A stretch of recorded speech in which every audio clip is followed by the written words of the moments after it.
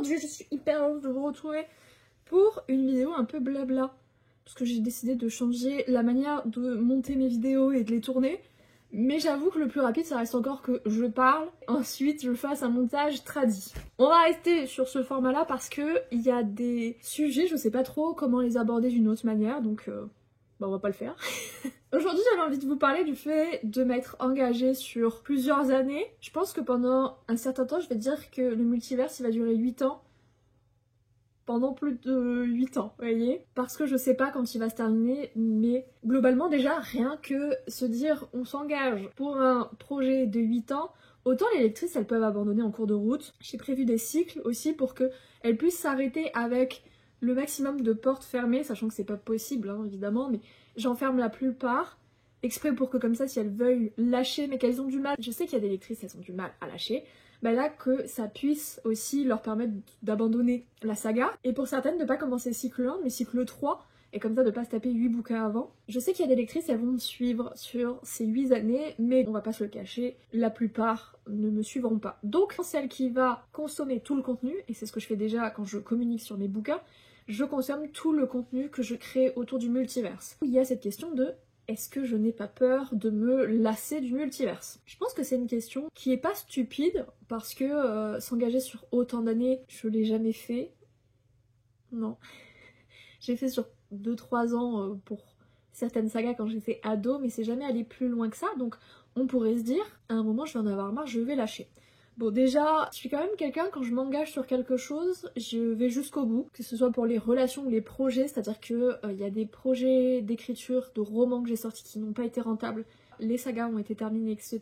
à chaque fois, parce que je me suis engagée à produire une série en 2-3 tomes, donc je vais jusqu'au bout, même si c'est pas rentable, parce qu'il y a quand même des lectrices qui me suivent, et parce que moi j'ai envie de savoir que ce projet je l'ai mené à bien. Je sais que c'est pas toujours le cas, que ce soit pour les maisons d'édition, pour les auteurs auto-édités de le faire. Moi je peux me permettre, et surtout, même quand je pouvais pas me le permettre financièrement, je l'ai quand même fait parce que je veux qu'on puisse avoir confiance en moi, se dire ok Charlie, à chaque fois qu'elle lance une saga, je sais que j'aurai la fin. Et ça pour moi c'est quand même important. Mais c'est vrai que bon, partir sur 2 ans versus partir sur 8 voire 10, c'est pas du tout la même tambouille. À vrai dire c'est un peu bizarre parce que Honora, c'est quand même la première saga du multiverse que j'ai commencé. Je l'ai écrite, j'avais 21 je crois. Oui, 21 ou pratiquement 21. J'ai commencé à écrire un mois avant mes 21 et je vais sur mes 29 cette année. Donc ça fait déjà en vrai 8 ans que la saga elle me suit.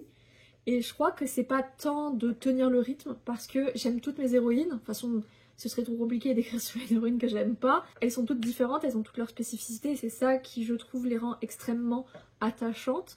J'aime aussi les liens qu'elles créent entre elles, que ce soit positif ou négatif, parce que ça apporte aussi beaucoup de choses aux histoires. J'aime les personnages secondaires que j'ai créés, donc il y a un côté où limite le reste de ma vie peut partir en couille, c'est pas grave parce que le multiverse ça tient, c'est solide, j'ai des lectrices et j'ai un nombre conséquent de lectrices qui me suivent pour me permettre de bien vivre, de me rémunérer, de rémunérer Cécile ma correctrice, de payer les couvertures, sachant que c'est Magali qui les fait, elle me les fait gratuitement, mais bah, tout ce qui est photo ou quoi, je le paye. Pour payer Déborah qui est mon assistante, il y a quand même des personnes qui ont pu me rejoindre dans cette aventure grâce au multiverse, et ça c'est quand même extrêmement gratifiant. Je paye et j'aide à payer certains salaires de personnes, je trouve que c'est trop cool. C'est vrai que, mais est-ce que je me sens sous l'eau à l'idée de partir pour autant de temps avec le multiverse? Non. J'ai une lectrice sous un de mes posts Insta qui m'a dit que le multiverse c'était comme revenir à la maison. Et c'est drôle parce que c'est la sensation que j'ai quand je les écris. Azuna et Sacha c'est un peu plus difficile pour une raison aussi plus simple. C'est les dernières arrivées du multiverse et c'est celles que j'ai le moins réfléchi, que ce soit Honora, Artemis, Misty, c'est des héroïnes en fait qui ont été pensées dans le passé. J'avais 16 ans quand j'ai réfléchi à Misty, 21 quand j'ai lancé Honora, et après il y a eu du temps en fait avant que j'écrive le tome 3. Artemis, je devais avoir 23 ans. Donc en fait c'est des héroïnes que je connais un peu dans ma tête inconsciemment parce que je les ai réfléchies en fait avec mes petits programmes inconscients, tu vois. C'est pas des choses que j'ai forcément réfléchi de manière consciente, mais inconsciemment c'est toujours été dans un coin de ma tête. Alors que Azuna et Sacha, elles sont arrivées parce qu'il me manquait des héroïnes du multiverse et que je voulais donner certaines parties au multiverse. Azuna, elle est le fruit de Honora, parce que j'ai ouvert certaines portes avec Honora et je me suis dit mais je suis complètement con d'avoir fait ça, je me démerde comment. Et Azuna répond en fait à certaines portes que j'avais ouvertes dans Honora sans savoir où j'allais. Azuna elle a répondu à un besoin et enfin Sacha est arrivé quand j'y ai réfléchi en mode je mets quoi comme nouvelle catégorie d'être surnaturel. Mais c'est des héroïnes où finalement je les ai beaucoup moins réfléchies que les autres.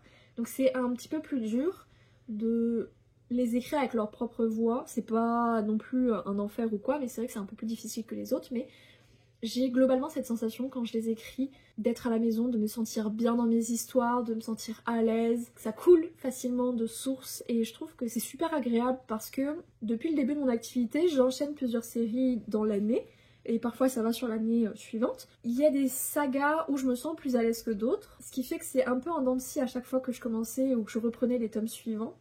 Alors que le multiverse, comme tout est lié, il y a moins aussi de fatigue dans le sens où il faut que je change par exemple de la fantasy à la romance contemporaine young adulte. Je devais tout le temps faire des switches chaque mois. Là je reste dans le même univers. Alors je raconte tout le temps la même chose, j'ai l'impression d'être un putain de perroquet, mais il y a ce truc très réconfortant de je vois toutes mes héroïnes avancer en même temps, puisque que tu sois sur un tome de Azuna ou de Misty, tu les vois toutes, donc elles avancent toutes.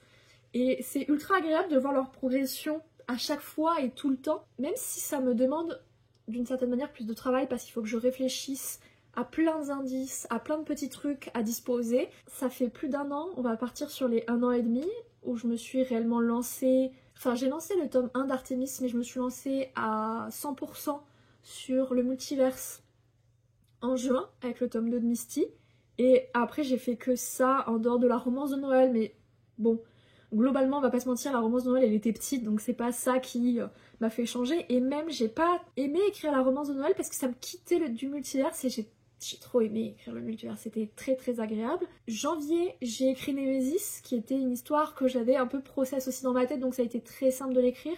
Et ça m'a fait un peu du bien aussi de quitter. J'ai été encore plus heureuse de reprendre du coup Bébou, Azuna et puis après derrière Sacha. Si j'ai quelques petits projets qui se sont glissés, techniquement à partir de juin, ça fait 100% de multiverse pratiquement. Quand je commence à être un peu en mode...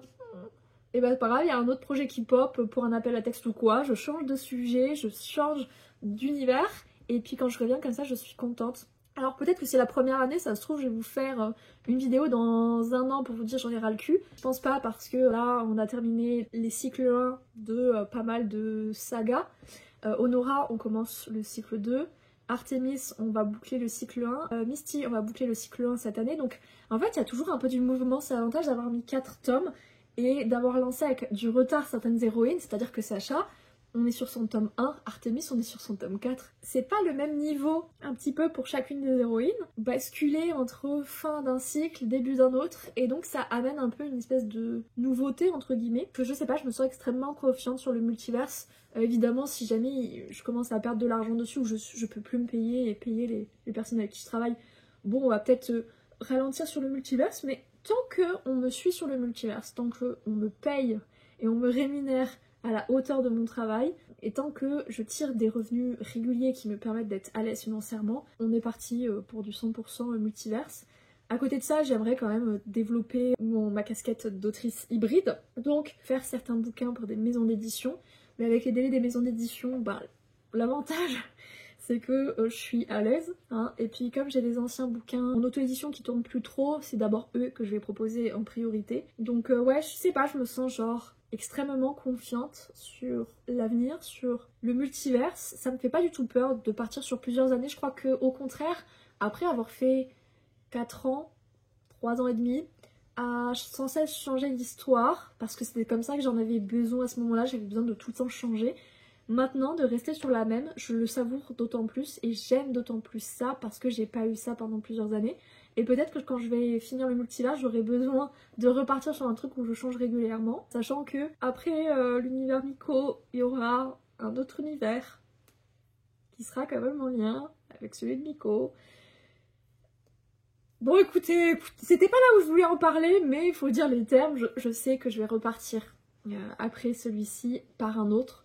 Peut-être pas avec autant d'héroïnes, parce que je vous avoue que faire 2 timelines avec plusieurs héroïnes, Quelle idée à la con. Oh là là, je sais pas ce qui m'a pris, mais c'était stupide comme idée. C'est vrai que ce sera peut-être un peu moins complexe que l'univers Miko, mais c'est vrai que j'ai déjà prévu un deuxième multiverse qui sera logique quand vous aurez du coup la dernière héroïne, donc ce sera pas avant plusieurs années. Je sais en fait que celui-ci c'est que le premier, après il y en aura un deuxième. Et j'aime trop ça, j'aime trop l'idée de partir sur des trucs très très longs, parce que je sais déjà que quitter cet univers ça va me briser le cœur. Ça va m'accompagner pendant tellement d'années que fermer chacune des histoires pour arriver à la dernière et clôturer tout, ça va fermer un pan énorme de ma vie. Et le multiverse pour l'instant c'est tellement de positif, ça a été très fatigant de le lancer vraiment, genre j'ai regretté. J'ai quand même regretté plusieurs mois à mal dormir, à y réfléchir, c'était pas évident. Maintenant que je suis lancée financièrement ça se porte très bien, moi je me sens à l'aise aussi dans mes histoires, ça va beaucoup mieux. Sur mon activité aussi forcément, puisque comme c'est porteur, bah tu t'inquiètes un peu moins de l'avenir. Il y a tout ça qui entre en jeu et qui fait que je suis très très contente de ces multiverses, et donc du coup bah, c'est vrai que m'engager sur plusieurs années pour cette histoire-là, c'est pas du tout inquiétant pour moi, au contraire je pense, c'est même très rassurant. Il y a un côté où tout peut partir à volo, ça, ce multiverse il est stable, il est rassurant et il me plaît beaucoup, et il plaît beaucoup aux lectrices. Je sais qu'il y a des choix que je vais faire par la suite qui ne plairont pas, et je sais que je vais perdre beaucoup de personnes sur certains choix, mais tant que c'est rentable, tant que je vis bien, moi ça me va. Donc ouais, c'est vrai que c'est pas angoissant pour moi, c'est ce que je recherche actuellement aussi, que j'ai besoin aussi dans mon activité, donc c'est vrai que ça fait juste suite à une envie que j'ai, donc bah, c'est encore mieux. Et puis je pense que du coup d'essayer de devenir autrice hybride, donc d'avoir des projets en maison d'édition, ce serait un peu la bouffée d'air frais pour me faire quitter le multiverse et pour pas m'enlacer. Je pense que j'ai quand même besoin de ça. Le truc c'est que du coup je suis plus à 9 bouquins dans l'année, je serai sans doute à 10. Bon, tant pis, il y a des choix à faire. Ça fait quand même beaucoup de travail. Peut-être qu'avec le temps on passera à moins de titres publiés en auto-édition, peut-être à 8 plutôt que 9. Pour l'instant je me sens capable de tenir. Ma vie personnelle me le permet aussi, donc bah, on va foncer tant que je peux et puis après bah, on verra bien. Mais c'est vrai que là, c'est vraiment la sensation que j'en ai, j'ai besoin de ça. Et du coup, bah, feu fight, hein, j'ai envie de dire. Donc bah, c'est ce sur quoi on va partir. Je pense que j'ai fait à peu près le tour. Je me souviens quand j'avais communiqué dessus sur TikTok en disant qu'on part sur des sagas très longues, genre de 16 tomes. Il y en a une qui avait dit « Oh non, mais c'est horrible 16 tomes ». Et c'est drôle parce que juste au-dessus, t'avais un commentaire qui disait « Mais trop bien, je cherche des sagas longues ». Du coup ça m'a fait trop plaisir parce que ouais, tout le monde n'aimera pas. Après j'ai fait en sorte que tout le monde puisse suivre aussi, même ceux qui veulent pas forcément des trop grosses sagas. Même si pour certains 4 tomes c'est déjà trop long. Bon, au bout d'un moment, niquez-vous. Voilà, moment, je suis pas là pour plaire à tout le monde et mes sagas ne sont pas là pour plaire à tout le monde. Je suis quand même là sur de l'urban fantasy. Urban fantasy c'est le genre qui se prête aux sagas très longues. Donc je vais pas me priver en fait. J'adore écrire de l'urban fantasy. Ça m'a bercé toute mon adolescence. Donc je vais pas refuser cette possibilité là de me faire kiffer et de vous faire kiffer. J'aime trop les retours que je reçois, j'aime vraiment tout ce que le multiverse m'a apporté. Et je pense que ça m'a apporté beaucoup de calme et d'apaisement aussi, donc tant mieux. Je vais vous laisser là en vrai, j'espère que ça vous aura plu cette petite vidéo, j'espère que vous êtes prêts à partir pour des années avec moi. Et si c'est pas le cas, bah en tout cas 1 ou 2 cycles ensemble. Si jamais vous voulez